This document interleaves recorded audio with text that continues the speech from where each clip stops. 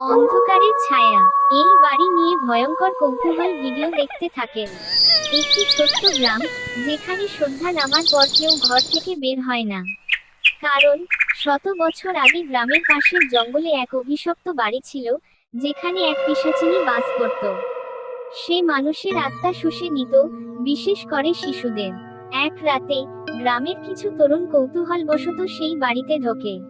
বাড়ির ভেতর ছিল ধুলো জমে থাকা পুরনো আসবাবপত্র, ছেঁড়া পর্দা, আর দেওয়ালে আঁকা অদ্ভুত সব চিহ্ন। আচমকা বাতাস ঠান্ডা হয়ে যায়, দরজা আপনা থেকেই বন্ধ হয়ে যায়। ঘরের কোণ থেকে ভেসে আসে করুণ বিলাপ। এক নারীর ছায়া ধীরে ধীরে স্পষ্ট হয়, তার চোখ নেই, শুধু কালো গর্ত। সে এগিয়ে আসে, আর একে একে সবাই নিখোঁজ হতে থাকে। পরদিন সকালে গ্রামবাসীরা সেই বাড়িতে ঢুকে শুধু কয়েকটি রক্তমাখা জামা আর ছেঁড়া নখের দাগ দেখতে পায়। তারপর থেকে প্রতি পূর্ণিমার রাতে বাড়ি থেকে কান্নার শব্দ আসে, যেন কেউ বাঁচার আকুতি জানাচ্ছে। কেউ কখনো সেখানে গেলে আর ফিরে আসে না।